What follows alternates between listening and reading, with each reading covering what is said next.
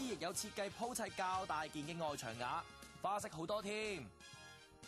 例如橫身骨牌、騎公字、直身骨牌、企身或者橫身砌亂石、企身蜜蠟同橫身蜜蠟等等嘅。而所有鋪砌前嘅配套功夫咧，包括批底收身穩定期、隔夜淋水、鋪砌前再淋水、避英泥砂漿或者膠水砂漿，都同生拍石、紙皮石差唔多嘅。不過有啲工序要特別留意嘅喎，工友要利用準備好嘅賭尺去覆查成墨指示同埋瓦數設計係咪互相配合準成，尤其係牆身碰柱頭或者嗰啲曲尺陰角、明角嘅收口鋪砌方法。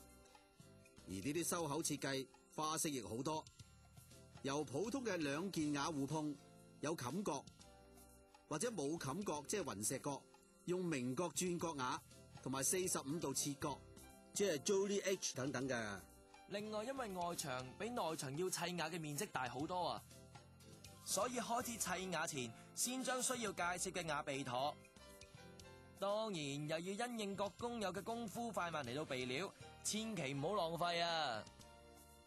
咁正式開始砌瓦，就喺腳線位置安穩壓尺，跟住啲工序就包括上牆身漿油、過油尺、夯瓷、留墨尾、覆彈粉線、分派瓦路，都係工友唔可以忽略嘅步驟嚟噶。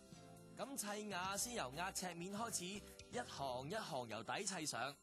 咁工友亦都要留意上牆身嘅漿油要同瓦底嘅底油配合，如果太厚就會引致第日過重而剝落噶啦。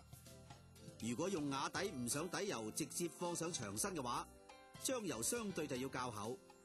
而家我哋就以橫身骨牌嚟作為示範。橫瓦罅咧可以用尼龍繩或者膠條作為分隔留位嘅用途，企罅就以倒尺計好嘅墨線嚟平均分派。呢類外牆瓦嘅瓦罅一般都會係8至10 mm 左右啦。同埋當日天氣乾燥定係潮濕，都對漿油有影響嘅。工友要注意漿油要保持喺濕潤狀態，亦都要因住功夫快慢嚟做啊。跟住工友就要利用壓尺嚟到修正縫路，因為瓦劑本身嘅大細會有差異啊。工友可以用牙籤嚟攝妥高低，以達到整齊嘅縫路。再用震槍將泥底震好，確保瓦底嘅底油同埋牆身嘅漿油互相黏貼飽滿。咁間中亦都可以抽查使用震槍嘅效果。若果平面稍微有高低差異，亦都可以用震槍輕震嚟校正幅度嘅。當底油足夠收身啦，就可以清走尼龍繩。之後有需要嘅話咧，就再用長鋁通作最後修正橫企縫路。做好晒咯，梗係要清洗乾淨泥漿泥屑啦。而講到瓦罅抿口咧，可以喺第二日先做，因為瓦罅比生拍石同埋紙皮石較闊，所以一般都會用抿口料。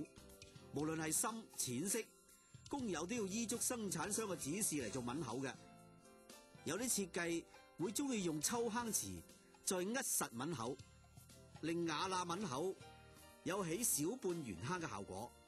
亦都有啲設計全部瓦罅鏤空唔做抿口嘅，咁就要注意喺清去尼龍繩或者膠條之後，更要小心清潔。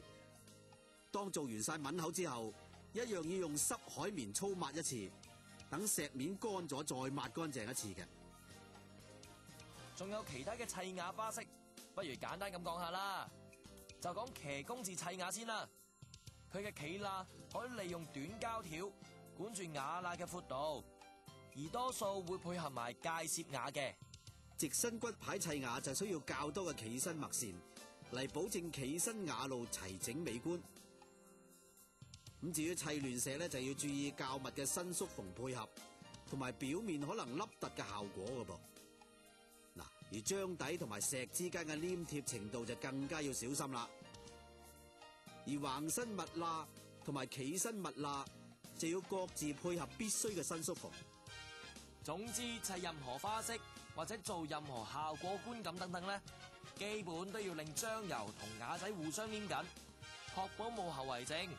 亦都要留意伸縮縫嘅作用，先至算標準㗎。